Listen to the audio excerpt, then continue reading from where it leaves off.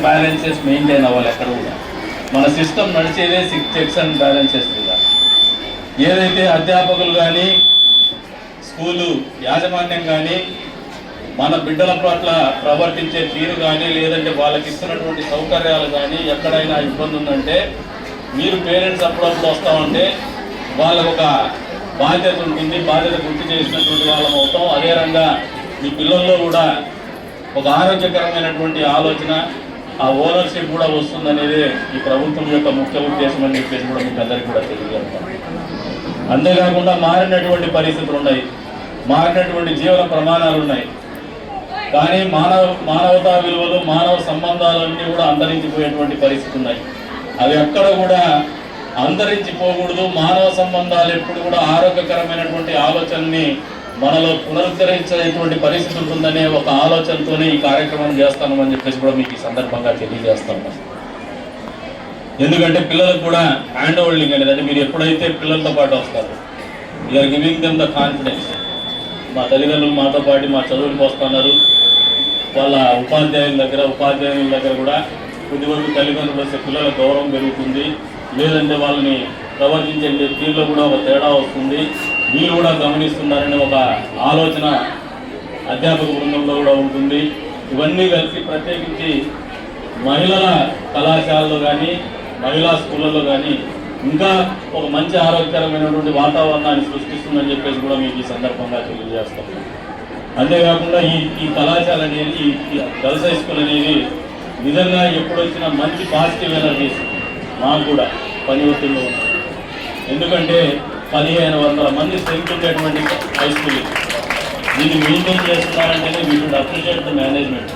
వాళ్ళని అందరినీ కూడా అభినందించాలి. 1500 మందిని ఒక చోట మీరు మేనేజ్ చేస్తున్నారు.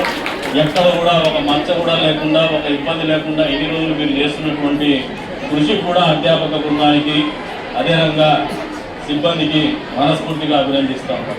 ఈ రోజున మారినటువంటి జీవన ప్రమాణాల్లో మీకు ఇంకా ఏవైనా వసతులు లోపించినా, లేదంటే మధ్యాహ్నం ఇచ్చేటువంటి మీ భోజన సదుపాయంలో ఏదైనా ఇబ్బంది జరిగినా, లేదంటే ఇందాక చెప్పినట్టు జేసీ గారు చెప్పినట్టు వాష్రూమ్ కానీ ఇంకోటి కానీ ఇబ్బందులు ఉన్నా, క్లాస్ రూమ్స్ ఇబ్బంది ఉన్నా కూడా దిస్ ఈజ్ ఏ ప్లాట్ఫామ్. ఈ వేదికని మీరు గ్రీవెన్స్ సెల్గా కూడా వాడుకోవచ్చు. ఈ గ్రీవెన్స్ సెల్లో రెస్పాండ్ కావడానికి నాకు తెలిసి మన ఊళ్ళో అయితే ఈ పర్టికులర్ హై స్కూల్లో గ్రీవెన్సెస్ అనేది తక్కువగానే ఉన్నాయి. ఎందుకంటే ఎప్పుడు వచ్చినా కూడా సంతోషంగా ఉంటారు, తీర్పులు ఉంటారు.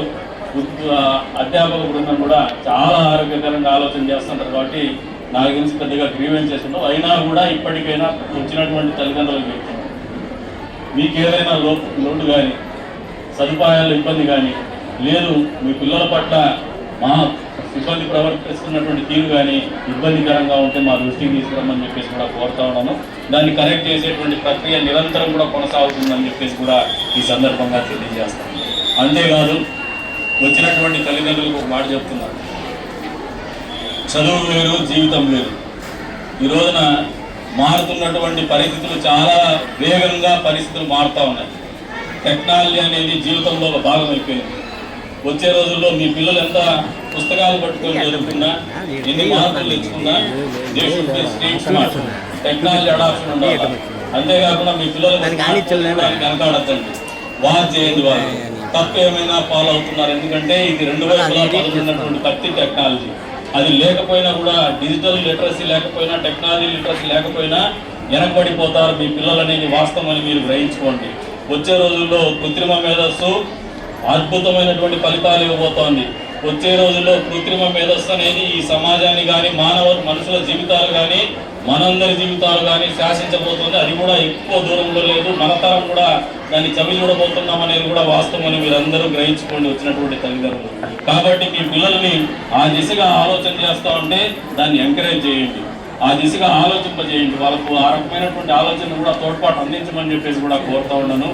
ఏదైనా కూడా ఈ ప్రభుత్వం ఒక మంచి ఆలోచన, ఆంధ్ర రాష్ట్రము ఈ భారతదేశంలోనే అగ్రగామి రాష్ట్రంగా ఉండాలనేది ముఖ్యమంత్రి గారి ఆలోచన. అందుకు అనుగుణంగానే విద్యాశాఖ మంత్రి గారి ఆలోచనలు కూడా ఉన్నాయి. ఈ రాష్ట్రాన్ని భారతదేశ ముఖ చిత్రంలో ప్రథమ స్థానంలో, అగ్రస్థానంలో అభివృద్ధిలో కావచ్చు, సంక్షేమంలో కావచ్చు, అక్షరాస్యతలో కావచ్చు నిలబెట్టాలని ఒక కృషి పట్టుదల ఉన్నటువంటి ప్రభుత్వం ఇదని మీ అందరికీ కూడా తెలియజేస్తున్నాను. అందుకని మేము వేసేటువంటి ఇటువంటి ఆలోచనలని మీరందరూ కూడా దానికి అనుగుణంగా మీరు కూడా నడవగలిగితే అద్భుతమైనటువంటి ఫలితాలు ఇవ్వగలుగుతామని చెప్పేసి కూడా తెలియజేసుకుంటూ అవకాశం కల్పించిన మీ అందరికీ కూడా పేరు పేరున ధన్యవాదాలు తెలుపుకుంటూ సెలవు తీసుకుంటున్నాను. ఆలోచనతో చేస్తున్నటువంటి ఆలోచన అదే గత ప్రభుత్వంలో మీరు ఒకసారి ఆలోచన చేసుకున్నారు. ఎక్కడ కూడా చదువులేనటువంటి వ్యక్తులు మంత్రులుగా అయితేనే ముఖ్యమంత్రులుగా అయితేనే ఏ రకమైనటువంటి పరిస్థితులు ఉంటాయో మీరు గత ప్రభుత్వాలు